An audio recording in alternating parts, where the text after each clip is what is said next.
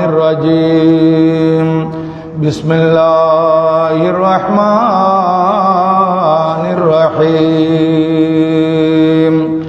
سبحان الذي أسرى بعبده ليلا من المسجد الحرام إلى المسجد الأقصى الذي باركنا حوله لنريه من آياتنا إنه هو السميع البصير صدق الله مولانا العظيم وصدق رسوله النبي الحبيب الكريم مولاي صل وسلم وبارك عليه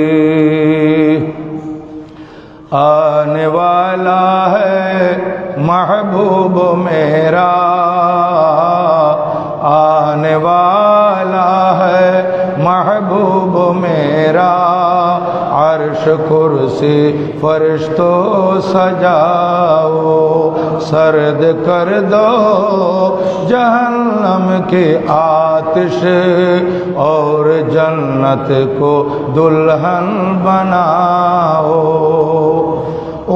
ہانی کے گھر کملی والے سو رہے تھے کہ جبریل آئے ہانی کے گھر کملی والے سو رہے تھے کہ جبریل آئے اور بولے کہ یہ حکم رب ہے اور بولے کہ یہ حکم رب ہے جلد محبوب کو میرے لاؤ آنے والا ہے محبوب میرا عرش کرسی فرشتوں سجاؤ سرد کر دو جہنم کی آتش اور جنت کو دلہن بناؤ উপস্থিত শ্রদ্ধাভাজন আরাকিন আঞ্জুমানে রহমানী আহমদিয়া সুন্নিয়া ট্রাস্ট বাংলাদেশ মহতরম মোতাল্লি ও আরাকিন উত্তর জামে মসজিদ কমিটি আরাকিন ও মেম্বারান গাউসিয়া কমিটি বাংলাদেশ এবং আমার প্রিয় এলাকা নাজিরপাড়া তথা দূর দূরান্ত থেকে পবিত্র মাহে রজবুল মুরজ্জব শরীফের তৃতীয় জুমা আদায় করার মানুষে এই বুজুর্গ মসজিদে জমায়েত হওয়া পরম শ্রদ্ধাভাজন মুসল্লিয়ানে কেরাম বেরাদারান ইসলাম আহবাবে তরিকত পর্দার আড়ালে ওয়াজ ও নসিহত শ্রবণ করার লক্ষ্যে উজু কালাম করে অপেক্ষমান পর্দানসীন মা ও বোনেরা, বিশেষ করে যারা লাইভে আছেন কাছে দূরে দেশে প্রবাসে, সম্মানিত দর্শক শ্রোতা, আমি আপনাদের প্রতি আবারও মাসনুন সালাম আরজ করছি। আসসালামু আলাইকুম ওয়া রাহমাতুল্লাহি ওয়া বারাকাতুহু। মহান রব্বুল আলামিনের আলিশান দরবারে লক্ষ কোটি শুকরিয়া। সরকারে দু জাহাঁ বায়সে কৌন মকা আরওয়াহুনা ফিদা হো সাল্লাল্লাহু তাআলা আলাইহি ওয়া আলা আলিহি ওয়া সাহবিহি ওয়া সাল্লামার নূরানি দরবারে দরুদ ও সালামের হাদিয়া তোহফা নজরানা পেশ করার পর আপনাদের শুকরিয়া আদায় করতেছি। বড় ভক্তি মহব্বত এখলাস এবং আন্তরিকতা নিয়ে পবিত্র জুমার নামাজ আদায় করার মানুষে সমবেত হয়েছেন কিংবা হতে চলেছেন। আল্লাহু জাল্লা ওয়া আলা প্রত্যেকের উপস্থিতিকে কবুল আর মঞ্জুর করুন, সবাই বলুন আমিন। মহতরম হাজরিন, আমি আজ আপনাদের খেদমতে রজবুল মুরজ্জব শরীফে আল্লাহর প্রিয় মাহবুব সাল্লাল্লাহু আলাইহি ওয়াসাল্লামার যে মেরাজ এর ঘটনা ঘটেছিল। নবীজি মেরাজ করেছিলেন আল্লাহর দিদারে মসজিদে হারাম থেকে মসজিদ আকসা, ওখান থেকে সিদরা, সিদরা থেকে লামকান, এই সফরের আলোচনা করার ইচ্ছা পোষণ করেছি। বাকি জুমার তকরির সময় খুবই সীমিত, এজন্য বিস্তারিত আলোচনা করা সম্ভব নয়। আমি আপনাদের খেদমতে আল্লাহর প্রিয় মাহবুব সাল্লাল্লাহু আলাইহি ওয়াসাল্লামার জাগ্রত অবস্থায় সশরীরে মেরাজ এর উপর আলোচনা করব ইনশাআল্লাহ। এই লক্ষ্যে পবিত্র কালামুল্লাহ শরীফের 15তম পারার সূরা বনী ইসরাইলের প্রথম আয়াতটি আমি তেলাওয়াত করেছি। এই মেরাজের আলোচনা সূরা বনী ইসরাইলের মধ্যে আছে এবং 27তম পারার 53 নম্বর সূরা সূরাতুন নজমের মধ্যে আমার নবীজির মেরাজের আলোচনা এসেছে। তা আমি যে আয়াত তেলাওয়াত করেছি এর অনুবাদ এবং এর উপর কিছু আলোচনায় আপনাদের খেদমতে আসতেছি। প্রথমে সহজ সরল অনুবাদ। মহান রব্বুল আলামিন ইরশাদ করেন, সুবহানাল্লাযী আসরা, পবিত্র ওই সত্তা যিনি ভ্রমণ করিয়েছেন রাত্রিবেলায়, বিআবদিহি, প্রিয় বন্দাকে, তার প্রিয় বন্দাকে, লাইলান, রাতের অল্প সময়ে, সামান্য সময়ে, মিনাল মসজিদিল হারামে ইলাল মসজিদিল আকসা, মসজিদে হারাম বাইতুল্লাহ শরীফ থেকে মসজিদে আকসা বাইতুল মাকদাস পর্যন্ত। কোন বাইতুল মাকদাস? আল্লাযী বারাকনা হাওলা, যে বাইতুল মাকদাসের আশেপাশে আল্লাহ জাল্লা শানুহু বরকত রেখেছেন, যে বাইতুল মাকদাসের আশপাশকে আমার আল্লাহ বরকত মণ্ডিত করেছেন। কেন এই সফর করালেন? আমার আল্লাহ বলেন, লিনুরিয়াহু মিন আয়াতিনা, যাতে করে আল্লাহর প্রিয় মাহবুব সাল্লাল্লাহু আলাইহি ওয়াসাল্লামকে আল্লাহ পাক সুবহানাহু ওয়া তাআলা আল্লাহর কুদরতের নিদর্শনগুলো পরিদর্শন করান, যাতে করে নবীজি আল্লাহ তাআলার যে নিদর্শন, কুদরতের যে বড় বড় আয়াত রয়েছে, আল্লাহর কুদরতের মহানত্ব, এগুলো দেখানোর জন্য আমার নবীজির এই সফর ছিল। ইন্নাহু হুয়াস সামিউল বাসীর, নিশ্চয় তিনি অধিক শ্রবণকারী এবং অধিক দ্রষ্টা, সর্বদ্রষ্টা। এ হচ্ছে আয়াতের সহজ অনুবাদ। এখানে আমরা 7টা জিনিস দেখতে পাই। প্রথমে, কে সফর করাইয়েছেন। দ্বিতীয় নম্বর, কাকে সফর করাইয়েছেন। তৃতীয় নম্বর, কোন সময় সফর করাইয়েছেন, দিনে না রাতে। চতুর্থ নম্বর, সময় কতক্ষণ লেগেছিল। পঞ্চম নম্বর, কোত্থেকে সফর আরম্ভ হয়েছে। ষষ্ঠ নম্বর, কোথা পর্যন্ত গিয়েছেন। সপ্তম নম্বর, কি কারণে সফর হয়েছে, কি কারণে সফর করাইয়েছেন। এই 7টি জিনিস এখানে বেরিয়ে এসেছে এই আয়াতের মধ্যে। তো 7টি জিনিস যদি আয়াত থেকে আমরা দেখি, তখন আমরা প্রথমে পাই কে সফর করাইয়েছেন। সুবহানাল্লাযী, বলতেছেন পবিত্র সত্তা আল্লাহ সফর করাইয়েছেন।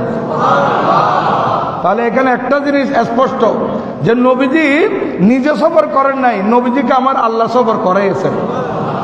সুবহানাল্লাযী, এখানে আমি বলে ফেলি, পরে বলতে পারি না পারি। এই মেরাজ নিয়ে আজকে এটা আমাদের মধ্যে মুসলমান যারা আছে, মুসলমানের মধ্যে 2 ভাগে বিভক্ত হয়ে গেছে। কি মেরাজকে সশরীরে হয়েছিল, জাগ্রত অবস্থা হয়েছিল, নাকি স্বপ্নে যুগ হয়েছিল।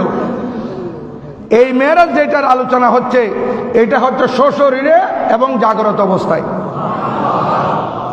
আমাদের দেশে কিছু বাতিলপন্থীরা যারা আবু জেহেলের আকীদা পোষণ করে, আবু জেহেল সশরীরে মেরাজ মানতে পারে নাই, তো যারা সশরীরে মেরাজ মানবে না তারা তো আবু জেহেলের পন্থী হবে। আবু জেহেলের পক্ষেরই হবে। এই কিছু মুসলমান যারা আবু জেহেল মার্কা, তারা এটা মানতে পারে না। এরা বলেন যে এটা তো আকলে ধরে না, এটা জ্ঞানী বিজ্ঞানে বোঝা যায় না। আরে বাবা, আকলের ধরবে কেমনে? জ্ঞানী বিজ্ঞানে কেমনে বোঝা যাবে? আকলের গোলাম হয়ে গেলে তো কাজ হবে না। কুদরত কাকে বলে, মুজিজা কাকে বলে, কারামত কাকে বলে? প্রথমে আমাদেরকে তিনটা জিনিস বুঝতে হবে। কুদরত বলা হয় স্বাভাবিকতার বিপরীত। স্বাভাবিকতার বিপরীত আল্লাহ পাকে কুদরতিভাবে মাধ্যম ছাড়া কোনো কিছু প্রকাশ করাকে বলা হয় কুদরত, আয়াত। এটাকে বলা হয় আয়াত, কুদরত। স্বাভাবিকতার বিপরীত মাধ্যম ছাড়া আল্লাহ পাক যদি আল্লাহ তাআলার কুদরতি ক্ষমতায় কোনো কিছু প্রকাশ করে, এটাকে বলা হয় আয়াত অথবা কুদরত। আর নবীগণ ওনাদের থেকে স্বাভাবিকতার বিপরীত যদি কোনো কিছু প্রকাশ হয়, এটাকে বলা হয় মুজিজা। আর আল্লাহ তাআলার প্রিয় ওলিগণ থেকে এই ধরনের স্বাভাবিকতার বিপরীত, যেটা আকলে ধরবে না, জ্ঞানী বিজ্ঞানে বোঝা যাবে না, এরকম কিছু প্রকাশ হলে এগুলাকে বলা হয় করামত। তো কুদরত বলেন, মুজিজা বলেন, করামত বলেন, এগুলো তো আপনি আকলের ঘোড়া দৌড়াইয়ে বুঝতে পারবেন না। এগুলো আপনাকে মেনে নিতে হবে যেটা আল্লাহর পক্ষ থেকে। কুদরত, মুজিজা, করামত। কুদরত আল্লাহ তাআলার পক্ষ থেকে, মুজিজা নবীগণের পক্ষ থেকে, করামত ওলিগণের পক্ষ থেকে। এই মুজিজা এবং করামত এই দুটি যদি এবার নবীগণ ওলিগণ থেকে পাওয়া যাচ্ছে, তারপরেও এটা হচ্ছে আল্লাহর কুদরতের ছায়া এবং আল্লাহ পাক ওনাদেরকে শান দান করেছেন। মুজিজা নবীগণ থেকে পাওয়া গেছে, এটা আল্লাহ পাক দান করেছেন। করামত আউলিয়া ইকরাম থেকে প্রকাশিত হয়েছে, সেইটাও আল্লাহ পাক দান করেছেন। এটা বুঝতে হবে। এখানে আকলের ঘোড়া দৌড়ালে কাজ হবে না। ঈমানদার কাকে বলে? আল্লাযীনা ইউমিনুনা বিল গায়ব, যারা অদৃশ্যের উপর ঈমান আনবে। আমরা আল্লাহকে দেখি নাই, কিন্তু আল্লাহকে আমরা মেনে নিয়েছি, এটাকে বলা হয় ঈমান। দোজখ, কবর আমরা দেখি নাই, কিন্তু কবরের আযাবকে আমরা মেনে নিয়েছি, এটা হচ্ছে ঈমান। আমাদেরকে কবর থেকে আবার উঠানো হবে, আমরা দেখছি না, কিন্তু এটা আমরা ঈমান রাখি। হ্যাঁ, আমরা বিশ্বাস করি হাসরের ময়দানে আল্লাহ তাআলার সামনে উপস্থাপিত হতে হবে, এটা আমরা বিশ্বাস করি, এটার নাম ঈমান। আর যারা মানে না তারা বেঈমান। এখন দেখেন আল্লাহ পাক সুবহানাহু ওয়া তাআলা বলেন, সুবহানাল্লাযী আসরা বিআবদিহি, পবিত্র ওই সত্তা যিনি স্বীয় বান্দাকে সফর করেছেন। তো সফর করেছেন আল্লাহ পাক, তো তিনি কে, কোন জাত, কোন সত্তা? এই প্রথমেই উনি বলে দিয়েছেন সুবহান। আল্লাহ পাক ওই জাত, ওই সত্তা যিনি অপারগতা, অক্ষমতা, দুর্বলতা, না পারা এগুলা থেকে পবিত্র। আমার আল্লাহ বলেন, আমার মাহবুব নিজে যায় নাই, আমি সফর করাইছি আমার মাহবুবকে সশরীরে জাগ্রত অবস্থায়। আমি আল্লাহ সক্ষম, আমি আল্লাহ সর্বশক্তিমান। তোমরা কেন এটা বিশ্বাস করতেছো না? আমার মাহবুব নবী নিজে আসে নাই, আমার মাহবুব নবীকে আমি আল্লাহ সফর করাইছি। এটা প্রকাশ হয়ে গেছে। ইয়া রাসূলুল্লাহ সাল্লাল্লাহু আলাইহি ইয়া রাসূলুল্লাহ জিন্দাবাদ, জিন্দাবাদ, জিন্দাবাদ। সফর আমি আল্লাহ করেছি। এক নম্বর সফর আল্লাহ করেছেন। আসরা, এই আসরা সায়ের করা, এটা দিনের বেলা নয়, রাত্রিকালীন সফরকে বলা হয় আসরা। এই জন্য আমার আল্লাহ বলতেছেন কোন সময় করেছি? রাত্রিবেলায়। দুইটা প্রকাশিত হলো। সফর করেছেন আল্লাহ তাআলা, টাইম ছিল রাত্রিবেলা। এবং বিআবদিহি, কাকে করাইছেন? আল্লাহর প্রিয় বান্দাকে, মাহবুবকে। এখানে একটা কথা মনে রাখবেন, আব্দ, আব্দ মানে বন্দা। আব্দ শুধু রুকে বলা হয় না, শুধু জিসিমকে বলা হয় না। রু এবং জিসিম, রু এবং শরীর উভয়ের সমন্বয়ে হয় বান্দা। এখন আমার রু যদি চলে যায়, আমাকে এই আল্লাহর বান্দা আসতে বলবে না, লাশ আসতে বলবে না। হ্যাঁ, আর আমার রু যদি না থাকে আমাকে বান্দা বলবে না। রু এবং শরীর দুটোটার সমন্বয় হচ্ছে আব্দ। তাহলে কি বোঝা যায়? আল্লাহ পাক সুবহানাহু ওয়া তাআলা আল্লাহর মাহবুবকে শ্বশুরিলে সফর করাইছেন, যে নবীজি শ্বশুরিলে আব্দর দ্বারা বোঝা যাচ্ছে এটা মেয়েরা ছিল শ্বশুরিলে। তাইলে তিনটা জিনিস পেলাম, আল্লাহ পাক সফর করাইছেন, রাত্রিকালীন সফর ছিল, আল্লাহর প্রিয় মাহবুব সাল্লাল্লাহু আলাইহি ওয়াসাল্লামকে সফর করাইছেন। সময় কতক্ষণ লেগেছিল?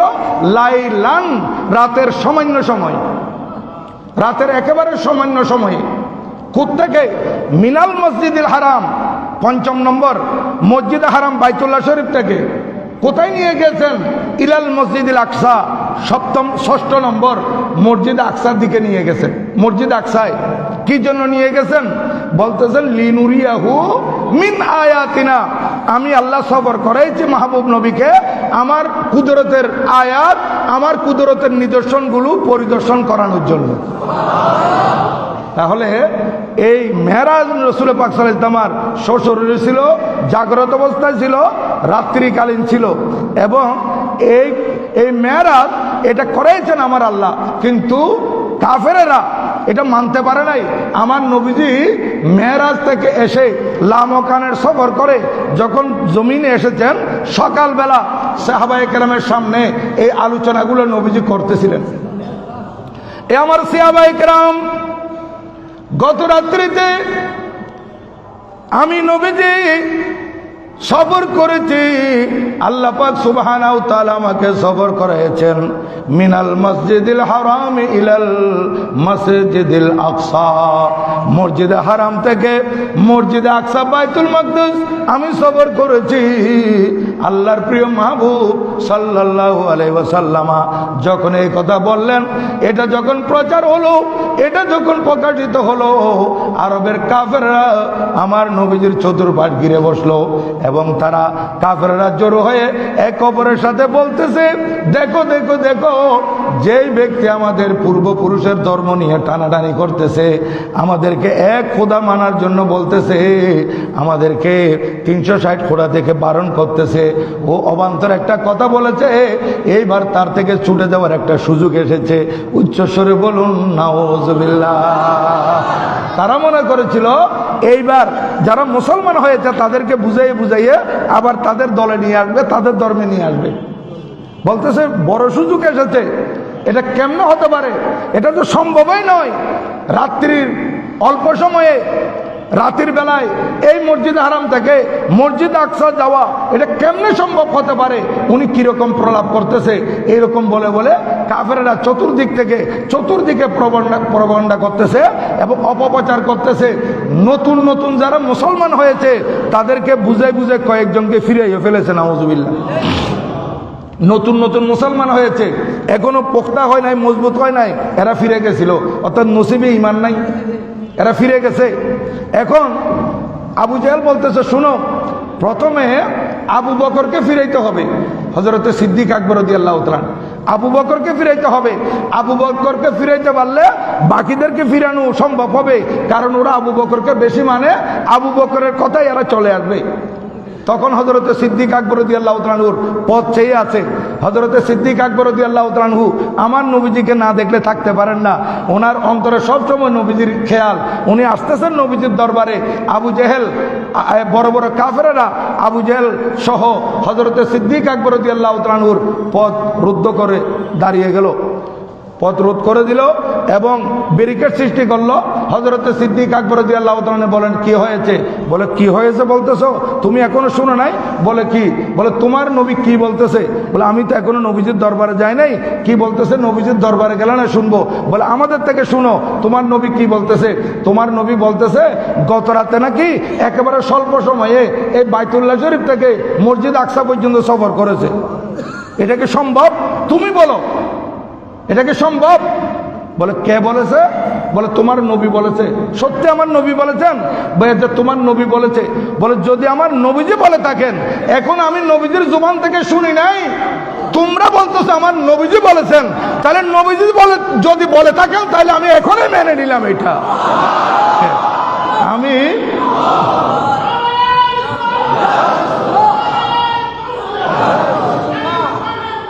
কারণ আমার নবীজি আমাকে ইসলামের দীক্ষা দিয়েছেন, নবীজির উপর ঈমান এনেছি, এক খোদাকে বিশ্বাস করেছি ওই নবীজির কথায়, যে নবীজির কথাই আমি আল্লাহকে বিশ্বাস করেছি। তো এইটা তো এর থেকে আর বড় কিছু না। লাউ আবাদা যালিকা লাউ সাদ্দিকুহু, এর চাইতে আরো বড় কিছুর খবর দিল সেটা আমি মেনে নেব। এখন সিদ্দিক আকবর রাদিয়াল্লাহু তাআলা আনহু কার বুঝাইতে পারে নাই, ওই দিন থেকে হযরত সাইয়েদনা আবু বকর রাদিয়াল্লাহু তাআলা আনহু সিদ্দিক আকবর হয়ে গেছেন। বড় সমর্থনকারী, সত্যকে সব তাড়াতাড়ি যিনি মেনে নিয়েছেন এবং এই সত্য জেনে নিয়েছেন, উনি সিদ্দিক আকবর রাদিয়াল্লাহু তাআলা আনহু হয়ে গেছেন। এখন হযরতে সিদ্দিক আকবর রাদিয়াল্লাহু তাআলা আনহুকে যখন বুঝাইতে পারে নাই, এই কাফেরেরা আমার নবীজির দরবারে চলে আসছে। আয়েশা বলতেছে, মুহাম্মদ, সবাই বলেন সাল্লাল্লাহু আলাইহি ওয়াসাল্লাম, আপনি নাকি রাতে স্বল্প সময়ে এই মসজিদে হারাম থেকে মসজিদ আকসা পর্যন্ত গেছেন? বলে, হ্যাঁ আমি গিয়েছি। তো আপনি যদি গিয়ে থাকেন, এদের একটা খেয়াল, এরা আগে থেকেই এটা বানিয়ে এনেছে যে এই নবীজি এই পর্যন্ত সিরিয়া যান নাই, সিরিয়া সফর করেন নাই কোনো সময়, মসজিদে হারামে কোনো সময় যান নাই। এখন আমরা প্রশ্ন করলে আটকে যাবে, তাদের খেয়াল। বলতেছে আমার নবীজি তখন এই হাদিসে পাকের মধ্যে আসতেছে, আল্লাহর ঘর খানায়ে কাবার পাশে হাতিমে কাবা হাতিমের সামনে ছিলেন। কাফেররা ঘিরে বসছে, বলে ঠিক আছে আপনি যদি রাত্রিবেলা সফর করে থাকেন, গিয়ে থাকেন, তাহলে এটার সত্যতা যাচাই তো করতে হবে। বলে হ্যাঁ করো। তখন তারা বলতেছে, বলেন আপনি যদি বাইতুল মাকদাস গিয়ে থাকেন, বাইতুল মাকদাসের দরজা কয়টি আছে? বলেন জানালা কয়টি আছে? এটা সাত কিরকম? আচ্ছা, আমাদের এখানে এই ঐতিহ্যবাহী দাইম নাজির জামিয়া মসজিদে কোন একজন ভাই যদি নামাজ পড়ে বাইর ডিস্ট্রিক্টের, আমার সাথে দেখা হলো, হুজুর আপনি যে মসজিদে জুমা পড়ান ওই মসজিদে আমি নামাজ পড়ে আসছি, ঠিক আছে, তা আমি কোনাকে বলবো, আচ্ছা আপনি গেছেন যে এটা সত্যতা যাচাই করতে হবে, বলেন দেখো ওখানে জানালা কয়টি? উনি কি এখানে জানালা গুনতে আসছেন না নামাজ পড়তে আসছেন? দেখেন বলতেছে জানালা কয়টি, এখানে দরজা কয়টি, সাত কিরকম? তখন আমার আল্লাহ বলেন, জিবরিল, আমার মাহবুব নবীকে কাফেররা ঘিরে বসেছে, নবীজি থেকে বাইতুল মাকদাস কিরকম, জানালা কয়টি, দরজা কয়টি, এটা তারা জানতে চাচ্ছে। তুমি এই মুহূর্তে বাইতুল মাকদাস আমার মাহবুব নবীর সামনে নিয়ে যাও, বাইতুল মাকদাস আমার মাহবুব নবীর সামনে করে দাও, আমার নবীজি দেখে দেখে সব উত্তর দিবে। নবীজি দেখতেছেন মুহূর্তের মধ্যে বাইতুল মাকদাস সামনে, আমার নবীজি বলেন জানালা এটোটি, দরজা এটোটি, সাত এরকম। এরা বলতেছে, এ তোমরা কারা কারা গেছো ওখানে বাইতুল মাকদাস? বলে আমরা গেছিলাম। বলে উনি যা বলতেছে ঠিক? বলে হ্যাঁ ঠিক। তখন কাফেরেরা বলতেছে ঠিক। এখন ঠিক বলার পর তারা তারপরও মেনে উঠতে পারতেছে না। তারা বলতেছে, আচ্ছা ঠিক আছে আপনি এটা তো বলছেন, তো যাওয়ার পথে আমাদের কিছু কাফেলা সিরিয়ার মধ্যে ব্যবসা করতে গিয়েছিল, এরা আসার কথা ছিল, এরা চলে আসবে দুই একদিনের মধ্যে, আপনি কি ওই যাওয়ার পথে প্রতিমধ্যে এদের সাথে দেখা হয়েছিল? শেফা কাজী আইয়াজ, ইমাম কাজী আইয়াজ রাদিয়াল্লাহু তাআলা শেফা শরীফের মধ্যে বর্ণনা করতেছেন, ইমাম আবু নুআইম আসফাহানি দালাইলুন নবুয়ার মধ্যে বর্ণনা করতেছেন, আল্লামা ইউসুফ বিন ইসমাইল নবাহানি রাদিয়াল্লাহু তাআলা আনহু হুজ্জাতুল আলামিনের মধ্যে বর্ণনা করতেছেন যে এরা যখন প্রশ্ন করেছে, আমার নবীজি বলেন আমি রাত্রিবেলা যাওয়ার সময় তিন জায়গায় তিন দলকে দেখেছি, তিন কাফেলা দেখেছি। প্রথম কাফেলা আমি দেখলাম মকামে রওয়াহার মধ্যে, মকামে রওয়াহা নামক স্থানে আমি আমার এই বোরাক নিয়ে যখন যাচ্ছিলাম, তখন আমি দেখলাম তারা টেনশনের মধ্যে আছে। তারা সফর করতে এসে রওয়াহায় অবস্থান করতে তারা সেখানে তাঁবু গেড়েছে, তাদের একটা উট হারিয়ে গেছে। উট হারিয়ে যাওয়ার কারণে এই উট নিয়ে তারা টেনশন ফিল করতেছে, উট কোথায় কোথায় অনেক খোঁজাখুঁজি করছে। আমি যাওয়ার পথে আওয়াজ দিয়ে বললাম, এই তাঁবু গাড়া মকামে রওয়াহায় অবস্থানকারী মক্কা শরীফের মানুষেরা, শুনো শুনো, তোমাদের উট অমুক পাহাড়ের একটা গাছের ডালের মধ্যে তার গর্দান লেগে গেছে, সে বের হয়ে আসতে পারতেছে না, তোমরা সেখানে যাও, উট পেয়ে যাবে। আমি যাওয়ার পথে তাদেরকে তাদের উটের সন্ধানও দিয়ে দিয়েছি, তারা আসলে জিজ্ঞাসা করি আচ্ছা, তখন তারা বলতেছে এই তো একটা পাইলাম, এটা যদি মিথ্যা হয় তাহলে ওনাকে মৃত্যু বলতে পারবো। নাউজুবিল্লাহ।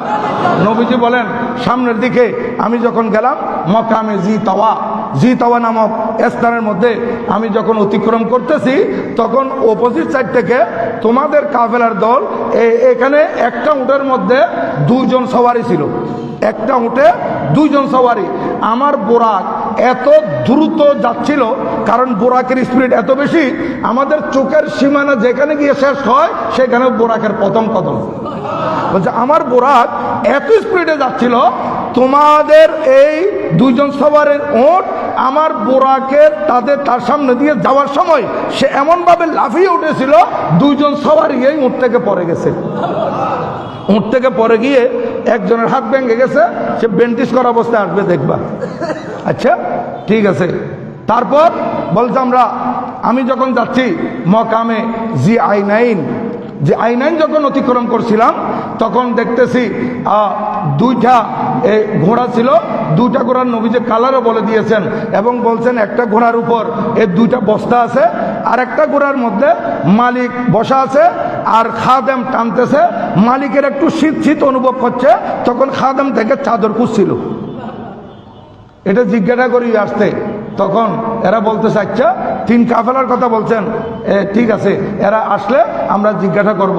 এখন একজন হঠাৎ করে জিজ্ঞাসা করে উঠলো, আচ্ছা ওরা সম্ভাব্য কতক্ষণ আসতে পারে, কোন টাইমে আসবে? দেখেন আমি কুমিল্লা থেকে এখানে আসছি, আমি বলতে পারবো যে 1 ঘন্টার মধ্যে 2 ঘন্টায় আসতে পারবো। যেমন লাগতে পারে, গাড়ির চাকও ফুটে যেতে পারে, নষ্ট হতে পারে, কোনো যান্ত্রিক ত্রুটি দেখা দিতে পারে, এটা নিশ্চিত তো বলা যাবে না। কিন্তু তারা বলতেছে না কতক্ষণ আসবে বলেন। তখন আমার নবীজি বলেন প্রথম কাফেলা এটা আগামীকাল সকালবেলা সূর্য উদয়ের সাথে সাথে চলে আসবে। দ্বিতীয় কাফেলা সূর্য যখন স্থির হবে নিসফুন নাহার তখন চলে আসবে। তৃতীয় কাফেলা মাগরিবের সূর্য ডুবার সাথে সাথে চলে আসবে। এখন নবীজি যখন সময়ও বলে দিলেন এবং কাফেলা কোন কোন স্থান এগুলো বলে দিলেন, এরা বসে আছে যে আমার নবীজির এই ঘটনা মিথ্যা প্রমাণ করার জন্য আবু জেহেল ভোর রাতে গিয়ে পাহাড়ের চূড়ায় দলবল নিয়ে বসে আছে। সূর্য দেখবে, সূর্যর উদয় দেখবে, সূর্যর উদয়স্থলের দিকে তাকিয়ে আছে। সূর্য উঠলে কাফেলা যদি না আসে তখন সে চিৎকার করে বলবে যে মুহাম্মদের কথা মিথ্যা হয়েছে। নাউজুবিল্লাহ বলেন। আমার নবীজির আশেকে সাদেক হযরতে সিদ্দিক আকবর রাদিয়াল্লাহু তাআলা আনহু উনিও দলবল নিয়ে আরেক পাহাড়ের উপর বসে আছেন। ওই সূর্য উঠবে, কাফেলা আসবে, কারণ দুনিয়া এদিক সেদিক হতে পারে, নবীজির জুবান থেকে যে কথা বের হয় সেটা ব্যতিক্রম হতে পারে না। এই আকীদা সিদ্দিক আকবর রাদিয়াল্লাহু তাআলা আনহুর। তখন সিদ্দিক আকবর রাদিয়াল্লাহু তাআলা বসে আছে, এক কাফের আবু জেহেল এক পাহাড়ে, সে দেখতেছে সূর্য উঠে যাচ্ছে, চিৎকার করে বলতেছে কই সূর্য তো উঠে যাচ্ছে, কাফেলা আসে নাই। সিদ্দিক আকবর রাদিয়াল্লাহু তাআলা আনহু আরেক পাহাড় থেকে চিৎকার করে বলে দিচ্ছেন তুমি সূর্যের দিকে তাকিয়ে আছো, দেখো না কাফেলা তো চলে আসছে।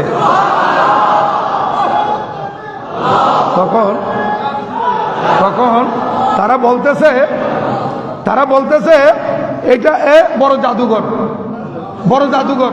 নাউজুবিল্লাহ বলেন না। এরা মানে নাই, কাফেররা নবীজিকে জাদুঘর বলে দিয়েছে।